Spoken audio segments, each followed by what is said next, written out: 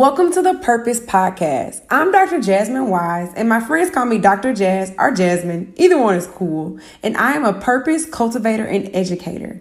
I love talking to people about their purpose and getting them one step closer to it. On this podcast, I'll be asking my friends 3 specific questions about purpose, and we'll just have a dialogue.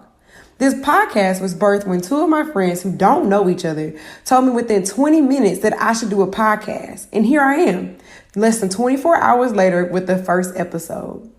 This first episode was originally supposed to be a test of the questions to see if they were good, but we recorded it and want to share the raw conversation with you all today. My goal is to show that everyone has a purpose on this earth and we all have different paths to getting there and actually completing it. So let me tell you about my first guest.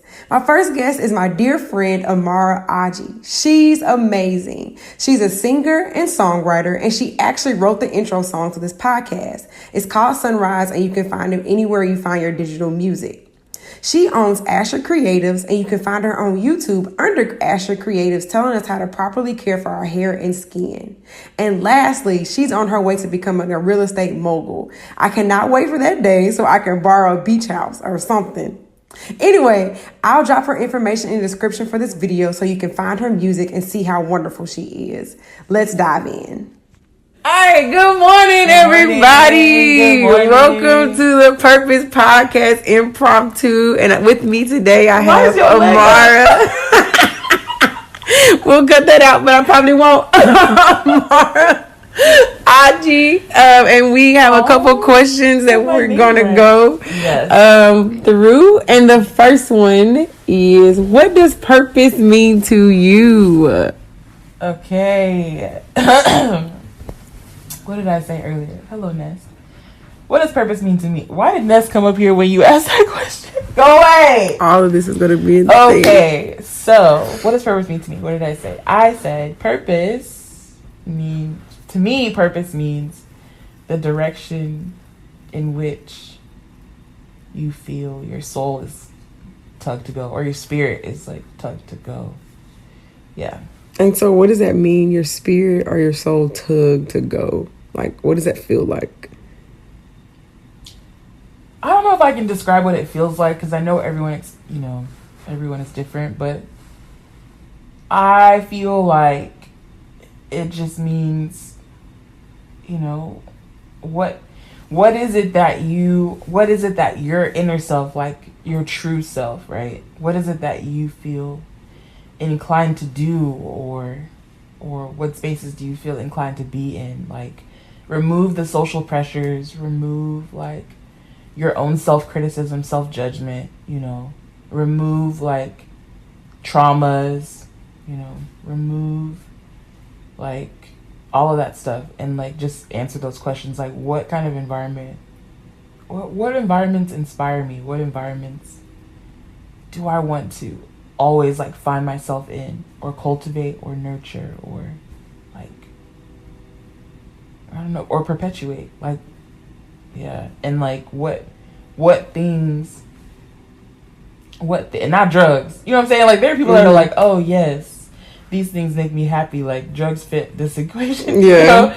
But like, I mean, in terms of fulfillment, like something that you just don't know until you do it, and you have that inner piece, like a sort of like 2 puzzle pieces connecting just briefly, right? You're like, oh, this is, I like this feeling, this is it, how do I do more of this? I feel like that's what that means. I don't know. So what I that's hear, probably more vague than, no, it's cool. So what I hear is the thing that your soul desires is the thing that fulfills you in some way. yeah. When you can, for lack of better terms, get rid of all the weights and right. And I don't want to use the word entanglements, but entanglements that are weighing you down. Yeah, and like, I know that that's hard, because there are some people that are like, soul, like, does your soul have a different character from yourself, or is your spirit and mind separate from your brain, but, and so I know those are like real things, those are real questions that have answers that are controversial, etc. But I just I believe that everyone has a sense of self, right? That they can discover as they grow, as they evolve. And then there's also a sense of their protective self, right? Like the person, everyone has a front that they either allow to come out or work hard to silence, you know? And so it's really just about like taking away, just remove that protector for a second. Just for a second. Just remove her. Put that, her or him, like put them to the side. Have them go sip a cup of tea or something. Yeah. And just take a look at yourself. Like, okay, like, which is hard to do. I was about to say that is super hard to do because your lens is crowded by all those things, right? Mm-hmm. So there are things that affect us that we don't even are not even recognized of. We do not recognize. Mm-hmm. So I get what you're saying, but for the average, you know, person, that can be difficult. But that's dope that you're able to do that. And but I think for the average person, actually. I think for the average person, they can do that. But I think for the average person, the fear that and anxiety that comes with doing that stops them from seeing what's there. Like once they remove, like everyone know for the most part, everyone can see who that protector is or what. Not everything, you know, not all of the things that like affect us. But there's at least one dominant thing that people are aware of. So if you remove that, like, okay, I know that I have, let's say I'm someone that has anxiety in social settings. I know that about myself. I don't know why. I don't know all the other factors that play into it. But for a second, what if I just want to remove that? Like, okay, what if I didn't have that? Like, what kind of person would I be?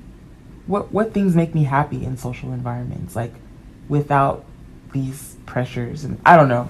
But it's more fear inducing to see the answer, you know, and to like imagine yourself without the protector. I think that's why it's hard. But I do believe everyone can do it.